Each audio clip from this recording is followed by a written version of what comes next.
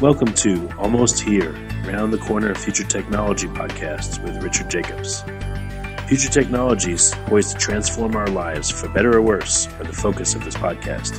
Almost here means these technologies are now here and starting to be used, or just around the corner, from Bitcoin to artificial intelligence, 3D printing, blockchain, virtual reality, and more. Hello, this is Richard Jacobs with the Future Tech Podcast. My guest is David Benrimoh. He's the founder and CEO of Aifred Health, AIFRED, health.com. David, how you doing? I'm very well. Glad to be here. Yeah. Tell me about Aifred Health or Aifred Health. What do you guys do there? Yeah, so Aifred Health, we're a mental health AI company. And really what we're trying to do is we're trying to solve one of the hardest problems in mental health, which is the treatment selection problem. So everybody is, all hung up on diagnosis. Everybody talks about diagnosis and diagnosing more people, and that's important. But we've seen something happen in the last few years, which is that the need for services has grown exponentially. The number of people coming to get help has grown significantly, and the services are, if not at capacity, then reaching it. But the problem is that people don't get better fast enough. And in fact, most patients who you treat, 33% of them will not get better after the first treatment. But we know that some people do much better with some treatments than other treatments. And here I'm including drugs and psychotherapies and all the other kinds of treatments as well. So if we could select treatments for patients in a personalized way, we could probably get people better a lot faster. And that's what we're trying to do. So what kind of treatments, just, so I have an understanding, like electroshock therapy or drugs or talk therapy? Or... All of it, all of the above. We're probably not going to be able to have everything included at launch, but in a principled way, there's no reason why, with enough data, we shouldn't be able to predict all those treatments. Right now, we've mostly worked with data on drugs and psychotherapy because that has the most, but we're hoping to add in electroshock therapy and other stimulation therapies as well as more of the psychotherapies, because right now we've only got mostly cognitive behavioral therapy, which is the most common one. So the typical success rate right now is like an average of what after treatments? Sure. So after one treatment, the average success rate is about a third. And after 4 treatments, the best estimate we have is around 70%. Okay. So you want to, what's your goal with the AI, or what do you think that the potential could be? What percentage and after how many treatments? Sure. So, ideally, you'd want to get it right after the first or second treatment so most people are going to have to go through 2, 3, or 4. And that means that, and a lot of those people who don't get better after the 4th might have gotten better had they gotten something more effective earlier on, because the longer you're depressed, the less likely you are to get better. It sort of takes hold.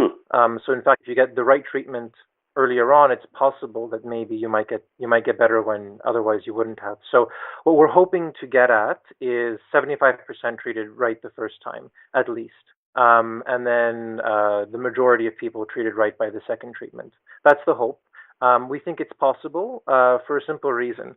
Already, if you take doctors as they practice usually and you give them a treatment algorithm, which means you tell them try this, then try this, then try that, you can jump your success rates by 50%. So people get better 50% faster. So we think that, with AI, we're actually personalizing and choosing treatments for patients. We should be able to jump that up to 75%, at least. Well, what are some of the factors that you think may be modulating whether a treatment works or not? There's so many things, and that's kind of why we want to use AI. There's factors based on people's demographics, so, where they're coming from, what their socioeconomic status is, how easy it is for them to access treatment. That's one huge piece of it. Then there's side effects, which is another huge piece of it, and side effects are very different between different people, and it's hard to predict who will get what as a side effect. Then there's sort of just the kind of depression they have, because we talk about depression as if it's sort of one disease, and it demonstrably isn't. It's just that we don't have any better way of talking about it yet, and we're not really sure how to classify it better. So if we're able to sort of figure out, different profiles of people and how they respond differently to different drugs and therapies, we should be able to, find those factors that are going to predict better response to one treatment versus another.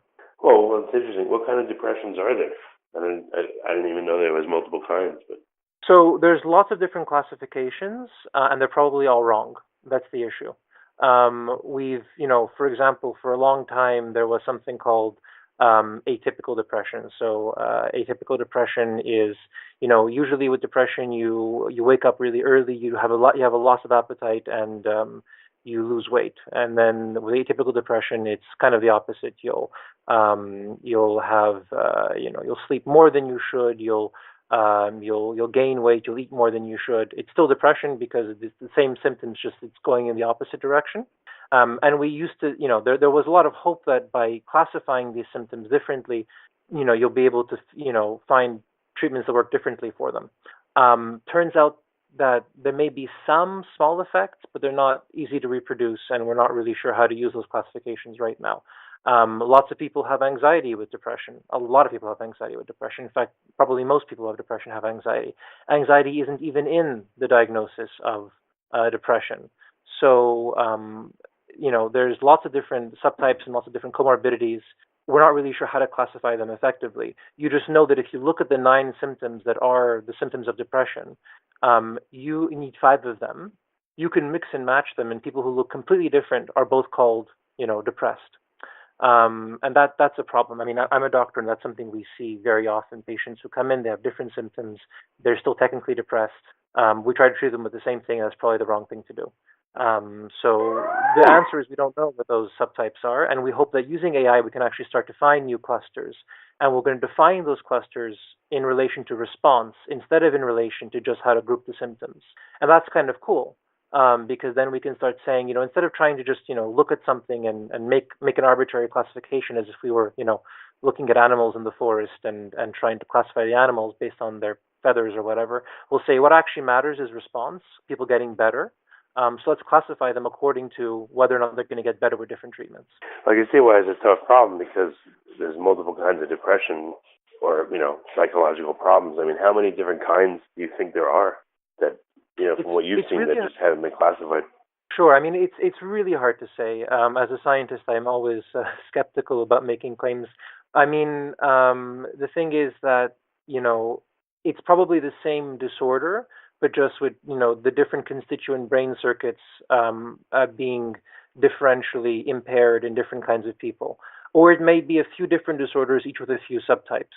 I mean, classically, there's, I don't know, maybe 4 or 5 different, maybe 6 or 7 different depression subtypes with a few different different specifiers in the DSM, which is our diagnostics manual. Are there more than that? Potentially. I would say probably, there's at least 2 big categories, which are people who are kind of slowed down and people who are kind of agitated and anxious. And then within those, there's probably subtypes. But again, it's difficult to say because the heterogeneity is really, really high. And then the factors that influence depression, I mean, a lot of them seems like they'd have to be self-reported, which might be problematic, or anecdotal, or, based on all kinds of nebulous factors. Some of them would probably be scientific, maybe like your gut microbiome, or you said your family history, or blood draws, that kind of thing. But it seems like a really tough project. Any insights on how it's shaping up so far? Sure. I mean, actually, that's something that we've been dealing with as a field for, 50, 60, 100 years. We have developed long ago questionnaires and other measures to assess these kinds of psychological sort of messier subjective findings. And these are questionnaires that are validated, they're reproducible, they work. So it's actually not impossible and in fact frequently done to quantify people's self-reported symptoms about all the things you just mentioned. So actually, one can use even simple, categorical and continuous variables. You don't even have to go to natural language processing. You can just deal with variables that are collected on questionnaires and things. And those have previously been shown to be fairly predictive of different things, but they haven't been quite predictive enough of response in a differential way, i.e. response to different treatments using classical statistics, which is why we're using deep learning to try and see if we can, get into those questionnaires a bit more and see what different questions and different factors combined with different biomarkers and different sort of quote unquote objective features like family history and trauma history that can be put together to better predict response specifically. So how far along are you in the project? Are you at the point where you have data and you're analyzing and are starting to see some exciting correlations, or not yet? Yes. No, indeed we are. So we've gotten access to quite a bit of data from the National Institutes of Mental Health and also from Statistics Canada.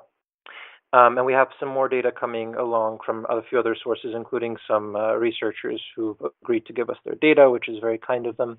So, for example, we are able to predict, so we're interested in predicting outcome in terms of people getting better from depression, but also in terms of them, the other sort of outcomes associated with depression, like suicide or side effects. So, for example, we're able to predict the suicidal ideation, so people's thoughts about suicide, with about 70% accuracy in a population sample from a mental health survey from Canada. And this is very exciting. We're able to predict across 4 different drugs with, depending on which model we run, around 80% accuracy overall to say who's going to get better and who's not going to get better. And we can do those predictions for each of the drugs individually. And that replicates sort of within the sample with, tenfold cross-validation and between the samples. So it's very robust finding. It's the best finding that we found in the literature to date. And this is across 4 different commonly used drugs or drug combinations. So that's good proof that this technique works and that deep learning is probably able to outperform other statistical approaches in this kind of data because it's probably so complex and nonlinear and all the different interactions between the variables. So we're very excited. The trick now is getting enough data to cover more treatments and getting the model to a place where it's going to be clinically useful. Yeah, very interesting. I can see it makes a lot of sense. You won't have to waste time on treatments that won't work, that could have side effects, that could probably make the person more depressed, cost them more money, more time, all kinds of stuff. I mean, exactly. You can see how this would help in a lot of ways. Mm-hmm. What the focus is what is depression, or what is the focus? Is it just any psychiatric condition, or what do you think of the ones that have the largest need, or the ones that you're focusing on? So I think the one that has the largest need, just because it's the most common, is depression. It's the most common cause of disability on the planet. So not just in Western countries, it is the most important cause of disability. And we thought it was going to be that in 2030, but it crept up on us and it became that more recently. So depression is the biggest disease on the planet in terms of disability. So that's why we think it's the right one to start with. And it's also fairly common. About 1 in 9 people will be depressed at some point in their lives, and 322 million people more or less are depressed at any given time. So it's lots of people, and it's everywhere. And then that's what we're starting with. Not because we necessarily think that there's something special about depression from the AI side. We think that this can probably be replicated across all the different conditions. But depression was specifically attractive because A, like I said, there's such a great need and it's so common. B, there's a specific problem, which is there's way too many different treatments, and none of them are sort of like beating any of the others out of the park. Like if there's over a dozen drugs. There's like 5 different major psychotherapies. There's 3 different major neurostimulation techniques, including electroshock therapy. And they're all kind of the same, except for electroshock therapy, which is the best by far, but it's harder to get access to and to use as a first-line treatment. So there's a real need to make better decisions. And things like addictions, which is another huge problem, it's a little bit more difficult because there's not as many treatments to choose between. So maybe there's 2 or 3 different regimens that we could help choose between, but the sort of decision burden is not as high as in depression. In terms of AI's utility as a decision support tool. There's other ways that I might be helpful in addictions. So our plan is to sort of go, depression and anxiety probably next because they're so similar, and then to go to schizophrenia and other psychotic diseases, which are not nearly as common, but are still in the top 10 causes of disability because they hit you when you're young and then you're basically disabled for life. And there's still lots of treatments with a lot more side effects than depression medication that you might want to help choose between. And then we can go to things like addiction and OCD and other disorders. So the plan is to eventually, get to everything, but we want to be realistic and start with one thing at a time. Well, what you said, the depression is the largest cause of disability on the planet, which is amazing. Any sense of the amount of people that are affected by depression to the point of disability? So to the point of disability, that I don't have an exact number for you, but I can tell you that, as I said, about 322 million people at any given point on the planet, like right now, there's 322 million people who are depressed. Are all of them necessarily disabled? No. A great number of them will be. And 1 in 9 people will have depression over the course of their lives. So you have an 11% chance of being depressed. I have an 11% chance of being depressed. Yeah. Amazing. And it costs $210 billion in the States every year. How much does it cost, sorry? $210 billion in the States every year. Wow. It sounds like, this is like a super important project to help find better treatments for people. What do you think you'll be able to get maybe up to 75% level on a first or second treatment versus what's going on now? That's what we're aiming for. Do you think that you'll see in the data, too, that there's definitely a subset that seems to respond to nothing out there? And maybe if you found that, what would you do with that data?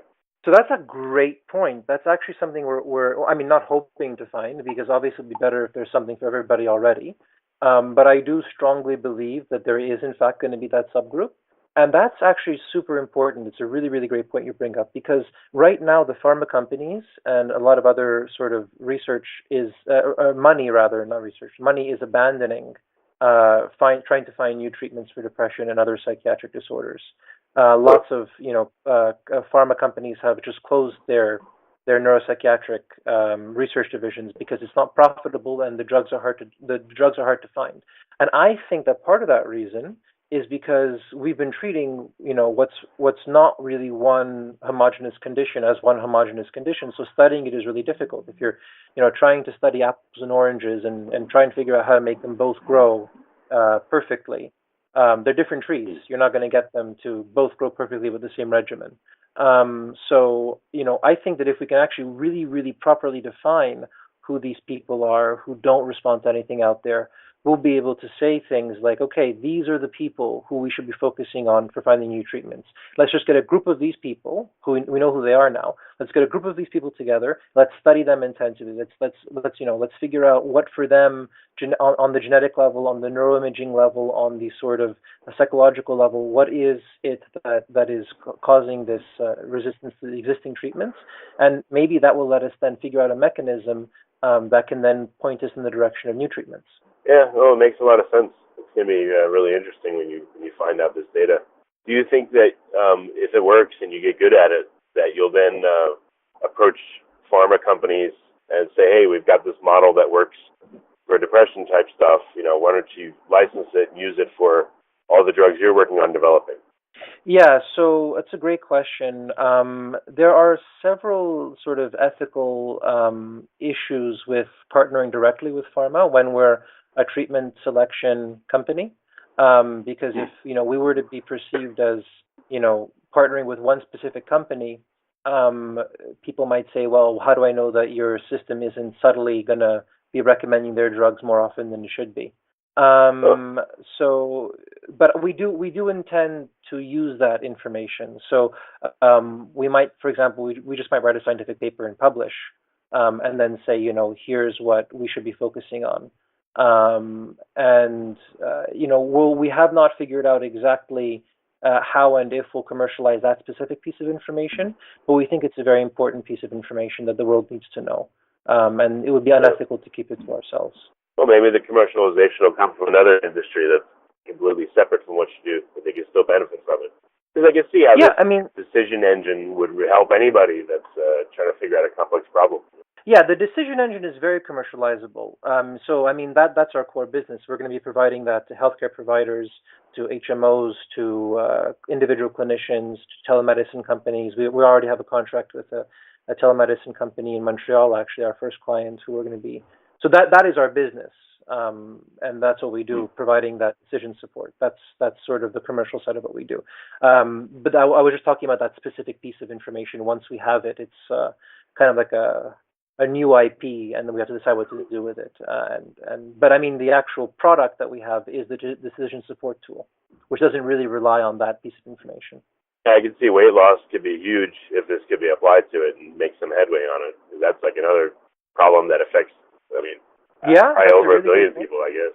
Yeah, no, that weight loss, obesity, as you say, is a huge problem, and it actually could be something we could apply the AI to. And considering that obesity in some situations can be considered a mental health problem, definitely it's something that we could approach. Absolutely. So what, maybe just a couple of details on the AI itself.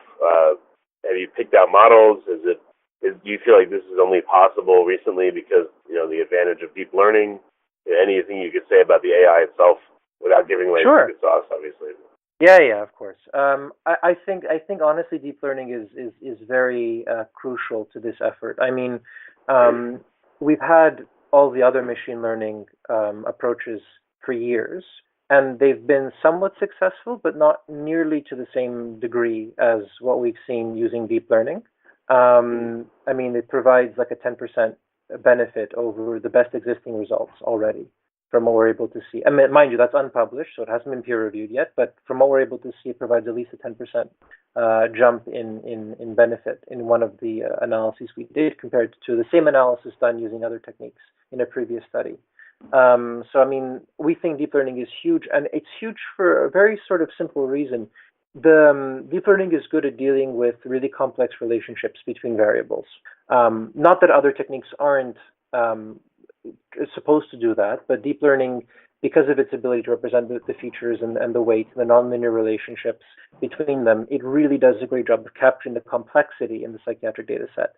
And basically, we found that plus all the really good feature reduction tools you can play with in deep learning to sort of figure out which features are most important and cut the rest, are letting us get some really interesting results that are actually fairly interpretable when you actually look at what comes out of it. It's not a big, confusing network that you can understand. You can actually look at the baseline features, and from a psychiatrist perspective, it makes sense. Like, you can understand sort of, this feature, I get it. I might see why that might be important.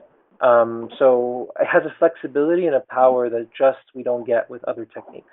And basically, we're using, we have this published, or it's coming out soon, deep learning, mostly stacked denoising autoencoders, which is nice because it kind of gives the network a chance to learn a little bit on the data before you start training it for an objective. So that's important. It's kind of like, making it go through medical school before you ask it to treat a patient. So yeah, we think that deep learning is really very important in this effort. It may not be the only technique that can do it. There might be some Bayesian techniques that are potentially really, really helpful, but you can use Bayesian techniques within deep learning. So I think it's a very promising new technique for us. Any surprises to you that have come out of the research so far in the AI work? Again, none of this is. We're working on publishing this stuff, so all of this is preliminary. But things like finding that BMI, so your weight divided by your height squared, is related to suicidal thoughts, which sort of makes sense, but I hadn't been aware of that previously. The fact that you have different questions that are relevant to different drugs, which is actually really exciting, because if that wasn't the case, and if it was all the same questions predicting all the different drugs, that would basically mean that there's no differences between them. They're all kind of the same thing. The fact that there are different questions that we found relevant to different drugs means that there's actually something different going on, and there might be some, useful ability to predict differences between different drugs. I guess that's what I would say has been the most surprising in terms of the science of it. Well, very good. So what's last question is, what's on the roadmap for this year and for the for the next 12 months? Yeah, so right now we're in a funding round. We're trying to put together some seed funding. Once that's done, we are we're going to be hiring some full-time staff and putting together the final team we need. We're going to be launching in October a non-AI version of our solution, which is basically going to be a treatment algorithm. And when I say algorithm, I mean it in the old school way, in terms of sort of like steps that clinicians can follow to treat depression. That's based on the best evidence. It's been peer reviewed by other psychiatrists outside of the company, and it's sort of based on the CanMat 2016 guidelines, which are sort of like some of the best guidelines in the world for depression treatment. We think that that's going to help doctors treat depression better already. And more, from our perspective, one of the reasons we're putting it out there, and we're planning to actually give it out for free to different partners. The reason we're doing that is to collect data. So we have lots of data from studies that we've gotten access to, but there's some things that we want more of, and some things that are missing in the studies. So we need some, good data from clinical practices. That's the fastest way to get it. But clinical data is usually, pardon my French, pretty crappy. Doctors don't collect outcome measures when they should, and it's often the data quality is terrible. So we want to collect data as quickly as possible, but we want it to be high quality data. So if we actually give it a structure with our app, the data will be high quality. And it also helps us, sort of get people used to working with us, get people used to the brand, and get it out there. So the idea is to, and also get doctors used to doing decision support, which a lot of doctors aren't used to using, in mental health at least. It's very common in other parts of medicine. Not with AI, but just, general tools. So we're going to get that out the door. And then hopefully by early next year, we'll be starting to pilot our AI model that's been trained on the data we've collected and the data that we already have from different partners. We'll be doing first a trial of doctors to see how they interact with the system and just get a sense of if it's fitting into the workflow like we think it will. Right. And then once that's done, we're actually going to go and we're going to do a clinical trial to sort of prove that the AI is safe and no worse than clinical practice, and we hope better than usual clinical practice. This will be one of the first, by the way, clinical trials of an AI, for mental health treatment decision support. So we've gotten approval for that, conditional approval. We just have to send them a few more documents, but basically it's in the bag. And then we'll be able to actually test this, in real life. And we also want to find a corporate partner. So that'll be on the academic side. We'd like to find a corporate partner. We're looking at a few different places who are interested in actually running a pilot as well. And then after that, by the end of the year, early 2020, hopefully, we hope to sort of be ready to launch the first version of the AI model, fully validated and ready to go. Yeah, that'll be great. Very good. All right, so last question. What's the best way for people to get in touch with you to suggest collaboration or ask questions or find out more?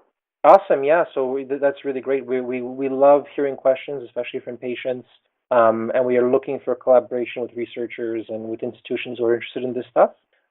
So people can go to our website, which you mentioned before. It's Aifred Health.com, and there you can find our email, and if you send us an email to the website, we'll answer you back pretty quick. Okay, very good. Well, David, thank you for coming on the podcast, and I'm glad someone's doing this kind of work. It's very needed, so thank you.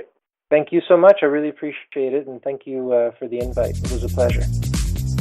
You have been listening to Almost Here, Around the Corner Future Technology podcast with Richard Jacobs. Subscribe to this podcast, post a review to discover more future technologies that are poised to transform our lives for better or worse, such as Bitcoin, artificial intelligence, 3D printing, blockchain, virtual reality, and more.